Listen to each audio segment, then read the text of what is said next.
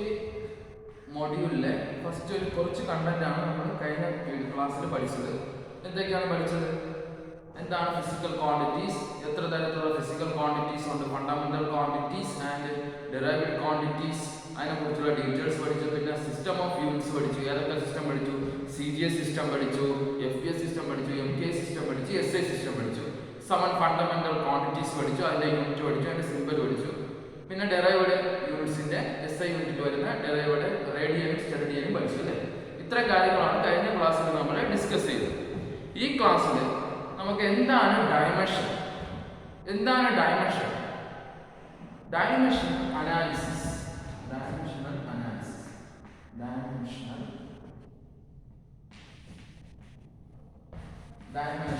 Analysis. എന്താണ് dimensional analysis? Dimension analysis ഒന്നുമില്ല, നമ്മൾ ഫണ്ടമെന്റൽ ക്വാണ്ടിറ്റീസ് ഏതൊക്കെയാണ് പഠിച്ചു? Length, mass, time. ഇതിന്റെ പവർ ഉപയോഗിച്ച് റെപ്രസെന്റ് ചെയ്യുന്നതാണ് എന്തെന്ന് പറയുന്നത്, പവറിനെ ഉപയോഗിച്ച് റെപ്രസെന്റ് ചെയ്യുന്നതാണ് എന്തെന്ന് പറയുന്നത് ഡയമെൻഷണൽ എന്ന് പറയുന്നത്. എന്താണ് ഡയമെൻഷണൽ? ഒരു ഫിസിക്കൽ അല്ലാണ്ട് ഒരു സ്റ്റാൻഡേർഡ് ക്വാണ്ടിറ്റിയുടെ പവറിനെ റെപ്രസെന്റ് ചെയ്ത ക്വാണ്ടിറ്റീസിനെ പറയുന്ന പേരാണ് എന്തെന്ന് പറയുന്നത് ഡയമെൻഷൻ എന്ന് പറഞ്ഞാൽ. ഡയമെൻഷണൽ ഫോർമുല എന്ന് പറയുന്നത് ലെങ്ത്, മാസ്, ടൈം, ഇതിന്റെ എല്ലാം പ്രൊഡക്റ്റ് ആണ് എന്ന് പറയുന്നത് ഡയമെൻഷണൽ ഫോർമുല. അപ്പൊ എന്താണ് dimension analysis is defined as the power to which the fundamental unit of mass, length and time must be raised to be represented. അല്ലേ? എന്താണ് ഫണ്ടമെന്റൽ യൂണിറ്റ്സിന്റെ പവർ ഉപയോഗിച്ച് റെപ്രസെന്റ് ചെയ്യുന്നതാണ് എന്ന് പറയുന്നത് ഡയമെൻഷൻ എന്ന് പറയുന്നത്. Dimension is defined as the power to which the fundamental units of mass, length and time must be raised to be represented. Okay, നമ്മൾ കുറച്ച് എക്സാമ്പിളുകൾ നോക്കാം. കുറച്ച് കാര്യങ്ങൾ നിങ്ങൾക്ക് മനസ്സിലാക്കാൻ വേണ്ടി 2-3 പ്രോബ്ലം സെക്ഷൻ ചെയ്തതാണ്. ഫസ്റ്റ് നമുക്ക് ഫണ്ടമെന്റൽ ക്വാണ്ടിറ്റീസ് ഏതൊക്കെയാണ്? ലെങ്ത് ഉണ്ട് അല്ലേ. ലെങ്ത് നമ്മൾ എങ്ങനെ റെപ്രസെന്റ് ചെയ്യാം? ലെങ്തിനെ നമുക്ക് ഇങ്ങനെ റെപ്രസെന്റ് ചെയ്യാം, ക്യാപിറ്റൽ ലെറ്റർ L. ഓക്കെ. രണ്ടാമത്തെ മാസ്, മാസിനെ ഞാൻ റെപ്രസെന്റ് ചെയ്യാം, ക്യാപിറ്റൽ ലെറ്റർ M. അടുത്ത ടൈമിനെ ഞാൻ റെപ്രസെന്റ് ചെയ്യാം, ക്യാപിറ്റൽ ലെറ്റർ T. ഇങ്ങനെ length capital letter L, mass M, time T. Okay. നമുക്ക് ഇനി ഏരിയയുടെ ഒരു ഫോർമുല എഴുതാം. ഏരിയ എന്താണ്? Area equation. ഏരിയ ഇക്വേഷൻ എന്താണ്? Area equation length into breadth ആണ് അല്ലേ. Length into breadth, length into breadth ആണ് എന്ന് പറയുന്നത് ഏരിയ എന്ന് പറയുന്നത്. ഏരിയ എന്ന് പറയുന്നത് ലെങ്ത് ഇൻറ്റു ബ്രെഡ്ത്ത് ആണ് എന്ന് പറയുന്നത്. ഏരിയ എന്ന് പറയുന്നത് L into L cross B. ഈ B എന്ന് പറയുന്നത് എന്താണ്? ലെങ്ത് തന്നെയാണ്. അപ്പൊ നമുക്ക് എഴുതാം L ഇൻറ്റു L. അപ്പൊ അതിന്റെ ഡയമെൻഷൻ എങ്ങനെ എഴുതാൻ പറ്റും? L square. അതിന്റെ ഡയമെൻഷൻ എന്താണ്? L square. ഇതിന്റെ ഡയമെൻഷൻ ഫോർമുല എങ്ങനെ എഴുതാൻ പറ്റും? അതായത് product of mass, length, time. അപ്പൊ അതിന്റെ എങ്ങനെ എഴുതാൻ പറ്റും? മാസ് എന്ന് പറയുന്നത് 0 ആണ് അല്ലേ. മാസ് 0 ആണ്. ലെങ്ത് എത്ര ഉണ്ട്? Length 2 L square. പിന്നെ പറഞ്ഞാൽ എന്താണ്? ടൈം എന്ന് പറയുന്നത് 0 ആണ്. മനസ്സിലായോ? ഏരിയ എന്ന് പറയുന്നത് ലെങ്ത് ഇൻറ്റു ബ്രെഡ്ത്ത് ആണ് വരുന്നത്. L into B. L into B എന്ന ബ്രെഡ്ത്ത് എന്ന് പറയുന്നത് എന്താണ്? ലെങ്ത് ആണ്. L into L. അപ്പോൾ നമ്മൾ ഡയമെൻഷൻ എഴുതുന്നത് എന്ത് വരും? L square. അപ്പോൾ നമ്മൾ ഡയമെൻഷൻ ഫോർമുല എഴുതുന്നത് M0 L square T square വരും. ഇതിന്റെ യൂണിറ്റ് എന്ത് വരും? യൂണിറ്റ് എന്ത് വരും? L into L. അപ്പോൾ എന്താ? മീറ്റർ സ്ക്വയർ ആണ് ഇതിന്റെ യൂണിറ്റ്. അടുത്ത എക്സാമ്പിൾ ചെയ്തോ. അടുത്ത എക്സാമ്പിൾ നമുക്ക് എന്താ? വോളിയം എന്തൊക്കെ ഉണ്ടാവുക? Length into breadth into height. Length into breadth into height. ഇതെല്ലാം എന്താണ്? ലെങ്ത് ആണ്. അപ്പം നമുക്ക് എഴുതാം L into L. അപ്പൊ എങ്ങനെയാണ് ഡയമെൻഷൻ L cube. ഡയമെൻഷൻ എങ്ങനെ വരും L cube. ഡയമെൻഷൻ ഫോർമുല എങ്ങനെ വരും ഡയമെൻഷൻ ഫോർമുല m ഇവിടെ 0 അല്ലേ m 0 L cube t raised to 0. ഇതിന്റെ യൂണിറ്റ് എന്ത് വരും L cube ആണ്. അപ്പൊ എന്ത് വരും metre cube is the unit of volume. Meter cube is the unit of volume. ഇനി നമ്മൾ കുറച്ച് എക്സാമ്പിൾ ചെയ്യാം. നിങ്ങൾക്ക് കുറച്ചും കൂടെ മനസ്സിലാക്കാൻ വേണ്ടി 2-3 എക്സാമ്പിൾ ഞാൻ ഇവിടെ ചെയ്ത് കാണിക്കാം. അടുത്ത നമുക്ക് ഡെൻസിറ്റി നോക്കാം. ഡെൻസിറ്റി എന്താണ് mass by volume. Mass m, volume നമ്മൾ നേരത്തെ ചെയ്ത വോളിയം ആണ് L ക്യൂബ് അല്ലേ m by L ക്യൂബ്. ഈ L ക്യൂബ് എന്താണ് ഡിനോമിനേറ്റർ കിടക്കുന്നത്. അപ്പോൾ ന്യൂമറേറ്റർ കൊണ്ടുപോകാൻ എന്ത് വരും ml raised to minus 3. This is the dimension. Density dimension ml raised to minus 3.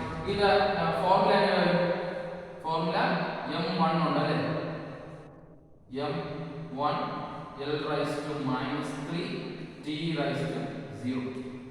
This is the dimension formula of density.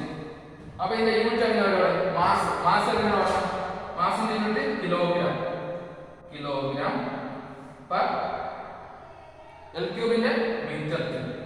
Kilogram per metre cube ആണ് ഇതിന്റെ unit എന്ന് പറയുന്നത്. ഡെൻസിറ്റിയുടെ യൂണിറ്റ് എന്ന് പറഞ്ഞാൽ കിലോഗ്രാം per മീറ്റർ ക്യൂബ്. ഡെൻസിറ്റിയുടെ formula എന്ന് പറഞ്ഞാൽ മാസ് ബൈ വോളിയം ആണ്. മാസ് ബൈ വോളിയം എന്ന് പറഞ്ഞാൽ L ക്യൂബ് ആണ്. Length into breadth into height. ഇവിടെ നമ്മൾ ഡിനോമിനേറ്റർ കിടക്കുന്ന സാധനം ന്യൂമറേറ്ററിൽ കൊണ്ടുപോയി. അപ്പോൾ ml raised to minus 3 ആയി. അപ്പോൾ m1 L raised to minus 3 t0. അപ്പോൾ നമ്മുടെ യൂണിറ്റ് എന്ന് പറഞ്ഞാൽ കിലോഗ്രാം per മീറ്റർ.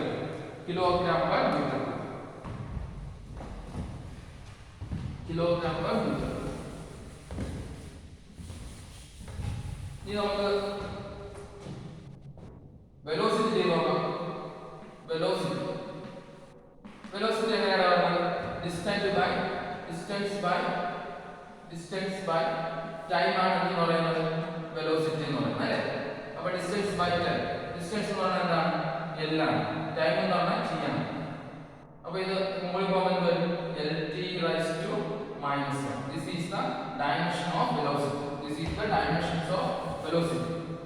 ഇതിന്റെ ഡയമെൻഷൻ ഫോർമുല എങ്ങനെ വരും ഇവിടെ മാസ് 0 ആണ് അല്ലേ. അപ്പം m0 ഇവിടെ dimension m0 L1 t raised to minus 1. This is the velocity. വെലോസിറ്റിയുടെ ഡയമെൻഷൻ ഫോർമുലയാണ് m0 L t raised to minus 1. അപ്പോൾ വെലോസിറ്റി എങ്ങനെ ഫോർമുല ആണ് ഡിസ്റ്റൻസ് ബൈ ടൈം ആണ് L by t lt raised to minus 1 m0 lt raised to minus 1 ആണ് എന്ന് പറയുന്നത് dimension formula. ഇതിന്റെ യൂണിറ്റ് എങ്ങനെ വരും യൂണിറ്റ് വരുന്നത് ലെങ്തിന്റെ മീറ്റർ ടൈമിന്റെ സെക്കൻഡ്. മീറ്റർ പെർ സെക്കൻഡ് ആണ് ഇതിന്റെ യൂണിറ്റ് എന്ന് പറയുന്നത് മീറ്റർ പെർ സെക്കൻഡ്. ഓക്കെ അടുത്ത നോക്കാം. നിങ്ങൾക്ക് മനസ്സിലാവാൻ വേണ്ടിയാണ് ഇത്രയും എക്സാമ്പിൾ ചെയ്യുന്നത്. അടുത്ത ആക്സിലറേഷൻ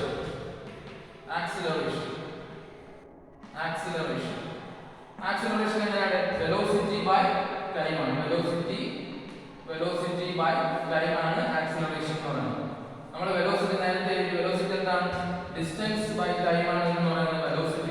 ഡിസ്റ്റൻസ് ബൈ ടൈം ആണ് velocity divide by whole divide by time. അപ്പോൾ ഈ ടൈം എന്താ ടൈം സ്ക്വയർ ആണ്. ഡിസ്റ്റൻസ് ബൈ ടൈം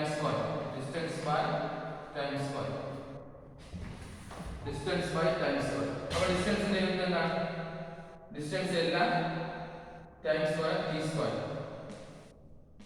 ഇത് മുകളിൽ പോവുക lt raised to minus 2 ആണ് എന്ന് പറയുന്നത്. lt raised to minus 2 ആണ് ഇതിന്റെ ഡയമെൻഷൻ.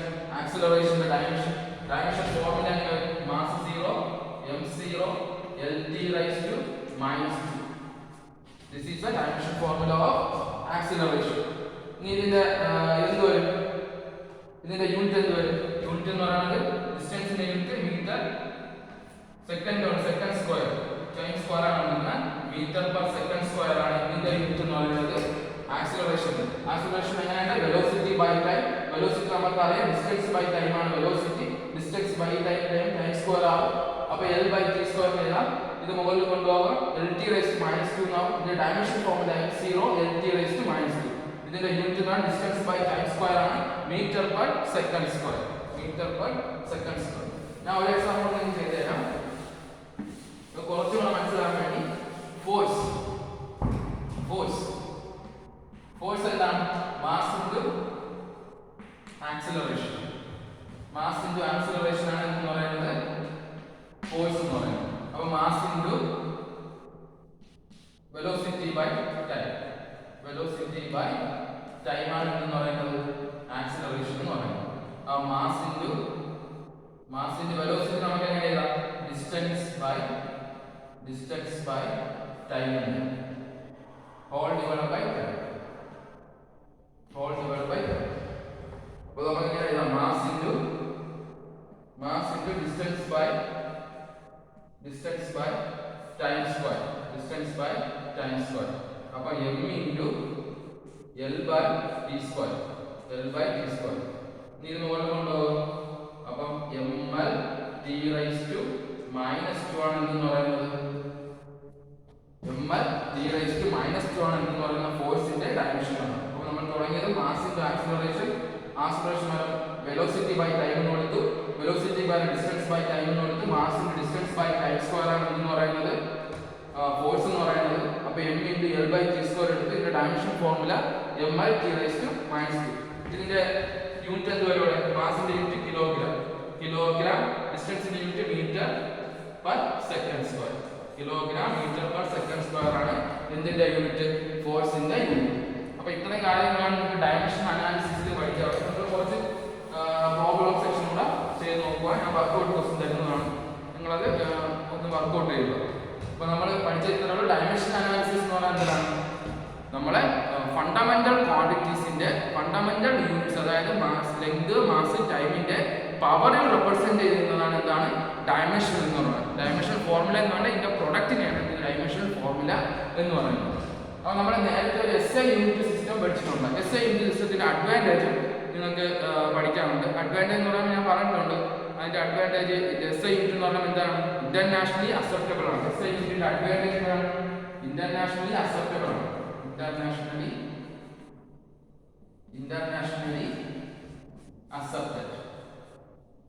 Internationally accepted. SI യൂണിറ്റിന്റെ അഡ്വാൻറ്റേജ് അത് ഇമ്പോർട്ടന്റ് ക്വസ്റ്റ്യൻ ആണ്. നിങ്ങൾക്ക് എല്ലാ പ്രാവശ്യം ചോദിക്കുന്ന ഒരു ക്വസ്റ്റ്യൻ ആണ്.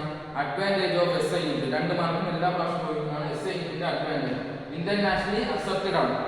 ഏത് സ്ഥലത്ത് നമ്മൾ പോയാലും, ഏത് നാഷണൽ നമ്മൾ പോയാലും നമുക്ക് അക്സെപ്റ്റ് ചെയ്യുന്ന യൂണിറ്റ് ആണ് SI സിസ്റ്റം. വേറെ ഒരു യൂണിറ്റ് സിസ്റ്റം വേറെ ഒരു രാജ്യത്ത് അക്സെപ്റ്റ് ചെയ്യുന്നില്ല. അത് ഇന്റർനാഷണലി അക്സെപ്റ്റഡ് സിസ്റ്റമാണ്. 1960 ഞാൻ കഴിഞ്ഞ ക്ലാസ്സിൽ പറഞ്ഞാണ്. 1960 വെയിറ്റ് ആൻഡ് മിഷർ എന്ന് പറയുന്ന കോൺഫറൻസ്, ജനറൽ കോൺഫറൻസ് വെച്ചാണ് SI യൂണിറ്റ് എന്ന് പറഞ്ഞാൽ ഇന്റർനാഷണലി അക്സെപ്റ്റഡ് സിസ്റ്റം ഉണ്ട്. അവിടെ നിന്ന് സമ്പൽ ഫണ്ടമെന്റൽ ക്വാണ്ടിറ്റീസ് അവർ കൊണ്ടുവന്നു. രണ്ടാമത്തേന്ന് SI is comprehensive. Comprehensive means that നാം നേരത്തെ പറഞ്ഞു 7 ഫണ്ടമെന്റൽ യൂണിറ്റ്സിനെ, ഫണ്ടമെന്റൽ ക്വാണ്ടിറ്റീസിനെ SI യൂണിറ്റ് സിസ്റ്റത്തിൽ ആഡ് ചെയ്തു. അതാണ് SI കോംപ്രിഹെൻസീവ് സിസ്റ്റം. അതായത് ഏത് സയൻസ് ആൻഡ് ടെക്നോളജി ബ്രാഞ്ചിലും ഈ SI unit system cover up ചെയ്യുന്നു. അതിനാണ് SI കോംപ്രിഹെൻസീവ് എന്ന് പറയുന്നത്. SI കോംപ്രിഹെൻസീവ് എന്ന് പറയുന്നത് എന്താണ്? ഞാൻ നേരത്തെ ക്ലാസ്സിൽ പറഞ്ഞിട്ടുണ്ട്. 7 ഫണ്ടമെന്റൽ യൂണിറ്റ്സിനെ SI സിസ്റ്റം കൊണ്ടുവന്നു. അതിന്റെ കംപ്ലീറ്റ് ഡീറ്റെയിൽസും സയൻസ് ആൻഡ് ടെക്നോളജിയിലുള്ള എല്ലാ കംപ്ലീറ്റ് ഡീറ്റെയിൽസും ഏതിലുണ്ട്? SI unit സിസ്റ്റത്തിലുണ്ട്. അതൊരു അഡ്വാൻറ്റേജ് ആണ്. പിന്നെ കുറച്ച് അഡ്വാൻറ്റേജ് പറഞ്ഞു. പിന്നെ എന്താണ്, പ്രാക്ടിക്കൽ പരമായിട്ട് ഇതിന് വേറെ ഒരു സ്പെഷ്യൽ ആയിട്ടുള്ള യൂണിറ്റ് ഇല്ല. പ്രാക്ടിക്കൽ അതായത് എക്സ്പെരിമെന്റ് ചെയ്യുമ്പോൾ പ്രത്യേകിച്ച് ഇതിനൊരു എന്തില്ല, യൂണിറ്റ് ഇല്ല. ഇത്രയും കാര്യങ്ങളാണ് ഈ ഇൻട്രൊഡക്ഷൻ ചാപ്റ്ററിൽ നിങ്ങൾക്ക് ഉള്ളത്. അപ്പോൾ നമ്മൾ കുറേ കാര്യങ്ങൾ പഠിച്ചു.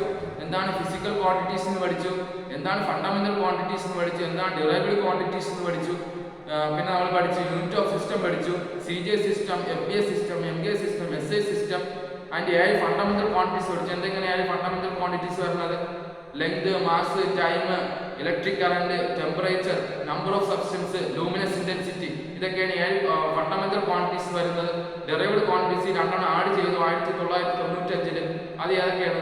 ഒന്ന് റേഡിയനും സ്റ്റെറിഡിയനും ആഡ് ചെയ്തു.